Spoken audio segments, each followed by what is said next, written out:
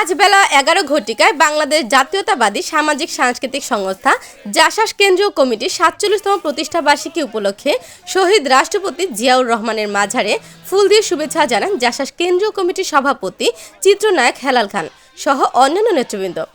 প্রধান অতিথি বিএনপির সিনিয়র যুগ্ম মহাসচিব রুহুল কবির রিজভী ও মহানগর নেতৃবৃন্দ।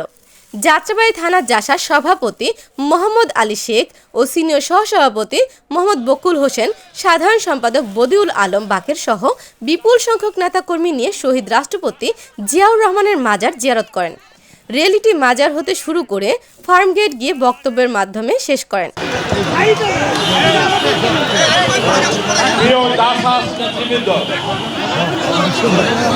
আজকে আমাদের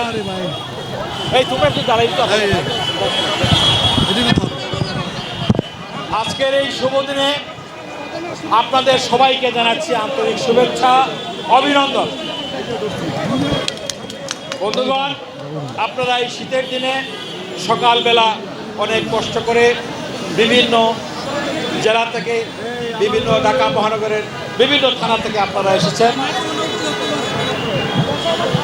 গত 25শে ডিসেম্বর আমাদের নেতা, আমাদের প্রাণপ্রিয় নেতা দেশনায়ক তারেক রহমান সাহেব বাংলাদেশে প্রত্যাবর্তন করেছেন।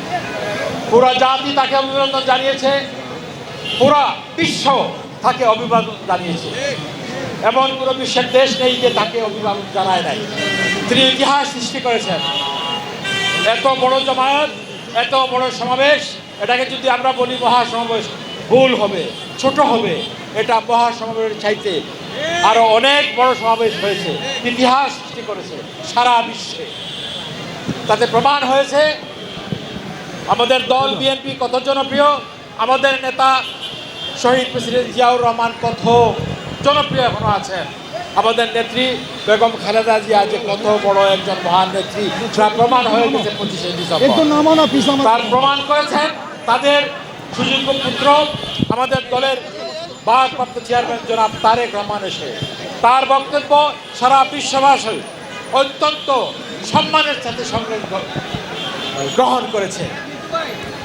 এমন কোনো দেশ, এমন কোনো জাতি, এমন কোনো বর্ণ, জাতি, ধর্ম নির্বিশেষে সবাই বলেছে তিনি যে বক্তব্য রেখেছেন, অত্যন্ত ছোট বক্তব্য রেখেছেন, সেই বক্তব্যকে তিনি যে ভাষায় কথা বলেছেন সবাই বলেছে এটা একজন মহান নায়ক, এখন মহান দেশের এখন মহান নায়কের ছেলে, তা প্রমাণ করেছেন।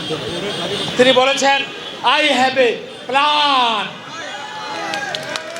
এই প্ল্যানটা হলো 31 দফা। এটাকে বাস্তবায়িত করার জন্য আমরা সবাই কি প্রস্তুত? বন্ধুগণ, আমাদের কাজ করতে হবে, কাজ করতে হবে।